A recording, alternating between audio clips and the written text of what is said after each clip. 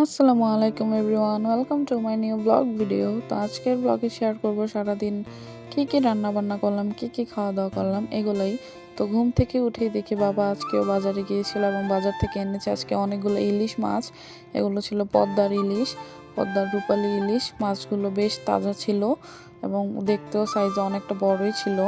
তো সকাল সকাল ঘুম থেকে উঠে এতগুলো ইলিশ মাছ দেখে মনটা অনেক বেশি খুশি হয়ে গিয়েছিল। আর মাছগুলা আমি ধরতেছিলাম।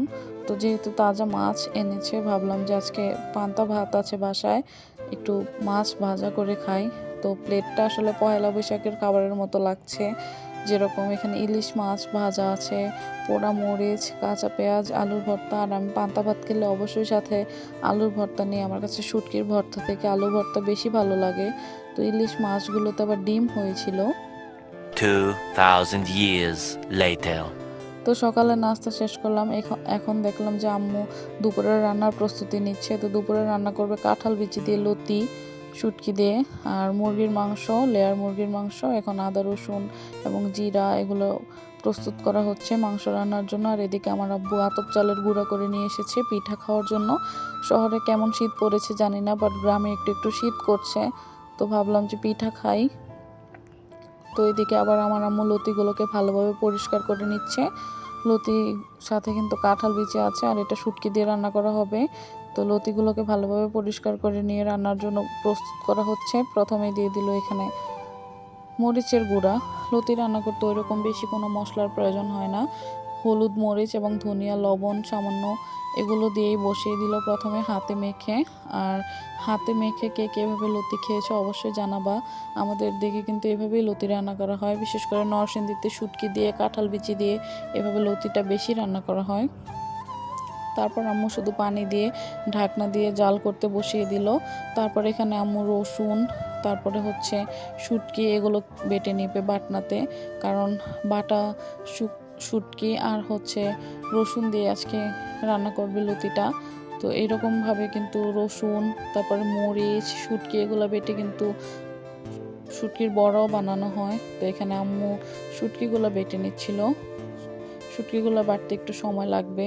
এখানে একটু পানি দিয়ে নিয়েছিল প্রথমেই, যার জন্য এত সুন্দর করে বাটা হয়ে যাচ্ছে। শুটকি বাটতে কিন্তু কষ্ট আছে, এটাতে কাটা থাকে। তো যাই হোক, এই যে শুটকি আর রসুন বাটা হয়ে গেছে। এখন ঢাকনা তুলে দেখবে যে লতিতে কতটুকু সিদ্ধ হয়েছে আর কতটুকু পানি আছে। তো দেখলো এবং দিয়ে দিল শুটকি বাটাটা। তারপর অনেকক্ষণ ঢেকে রেখেছিল, দেখো অনেকটা সুন্দর হয়ে গেছে রান্না করা। তারপর এখানে আমার আপু আলু কেটে নিচ্ছিল।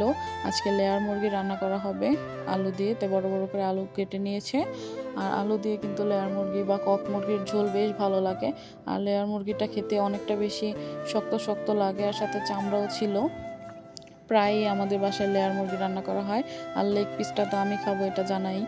তারপর এখানে আম্মু আজকে হাতে মেখে রান্না করবে। আমার অনেক দিন যাবৎ মন চাচ্ছিল খাওয়ার জন্য। তো এখানে মরিচ গুঁড়া, হলুদ গুঁড়া, যাবতীয় যা যা মশলা লাগে সব কিছু দিয়ে আজকে আম্মু গরুর মাংসের মতো হাতে মেখে মুরগির মাংসটা রান্না করবে। আম্মু বললো যে সবসময় তো মশলা কষিয়েই রান্না করি, আজকে তোমাদেরকে হাতে মেখে রান্না করে খাওয়াবো। তো বললাম যে ঠিক আছে রান্না করো, কিন্তু মজা হতে হবে। তো আম্মু এখানে তেল দিয়ে দিল। এখন ভালোভাবে এটাকে মেখে নিবে। তো যেহেতু লেয়ার মুরগি অনেক শক্ত, তাই অনেক সময় লাগবে রান্না করতে। কে কে আমার মতো এরকম শক্ত মুরগির মাংস পছন্দ করো অবশ্যই জানাবা। এটা হচ্ছে গরিবের খাসির মাংস। বাসায় যদি খাসির মাংস না থাকে তোমরা অবশ্যই ট্রাই করতে পারো। তো মশলাগুলোকে ভালোভাবে মেখে এখন এটাকে ঢেকে আম্মু বসিয়ে দিবে রান্না করার জন্য।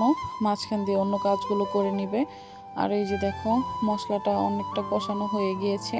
আর মুরগির মাংসতেও কিন্তু তেল উঠে গেছে। আর লেয়ার মুরগির মাংসের চামড়াতে অনেক বেশি তেল থাকে। আর এদিকে চিত্তপিঠা বানানোর জন্য আটা করা হচ্ছে, মানে চালের গুঁড়াটাকে ভালোভাবে গরম পানি দিয়ে আস্তে আস্তে হাত দিয়ে মেখে নিচ্ছে। এই যে দেখো এটা গরম ছিল অনেক বেশি। তো চিত্তপিঠার গোলাটা করা হয়ে যাওয়ার পর এখানে দুপুরের খাবার নিয়ে নিয়েছিলাম। তো দেখেছোই তো আজকে যে লতি রান্না করা হয়েছে কাঁঠাল বিচি দিয়ে, এটা খেতে অনেক বেশি মজা ছিল। আর আমি এক টুকরা লেবু নিয়ে নিয়েছি। লতি দিয়ে শুটকি দিয়ে রান্না করলে সাথে লেবু লাগবে আমার। এটা খেতে অনেক বেশি মজা ছিল। তোমরা চাইলে অবশ্যই বাসায় লতি এভাবে ট্রাই করে দেখতে পারো। তারপরে নিয়ে নিয়েছিলাম এক পিস মুরগির মাংস আর এক পিস বড় আলু। এই তরকারিটা আমার অনেক বেশি ভালো লাগে। আসলে মুরগির মাংস ভুনা থেকে আমার আলু দিয়ে রান্না করলেই বেশি ভালো লাগে। তো আমি যেই খাবারটাই খাই না কেন, যদি মাংসের মধ্যে আলু দেওয়া থাকে, প্রথমে আলু দিয়ে ভাতটাকে মেখে নিই। তো মাংসটা অনেকটা শক্ত ছিল, অনেকক্ষণ রান্না করা হয়েছে, কষানো হয়েছে, তারপরেও মোটামুটি শক্ত ছিল, বাট খেতে অনেক বেশি মজা ছিল, একটু গরুর মাংস ভাইব ছিল। তো যাই হোক, আজকের খাবারটা অনেক বেশি মজা ছিল। তো এই যে আমি আবারও আলু নিয়ে নিয়েছি। আজকে আমি 2 পিস আলু খেয়েছি, ঝোল দিয়ে ভালোভাবে মেখে নিয়েছিলাম কাঁচা টমেটোর সালাদ। মাংস রান্না করলে এই সালাদটা খেতে বেশ ভালো লাগে। তো এটাই দুপুরের খাবার খেলাম এভাবে। One eternity later. তো যেহেতু মাংস রান্না করা হয়েছিল, বিকালে যে চিত্ত পিঠা বানালো আর শুটকির ভর্তা আর হচ্ছে মাংসের ঝোল, 1 পিস মাংস নিয়েছি। তো পিঠাটা অনেক বেশি গরম ছিল, তাই আমি অল্প করে ছিঁড়ে নিয়েছি। শুটকির ভর্তা দিয়ে খেতে বেশ দারুণ লাগলো, অনেক বেশি মজা ছিল।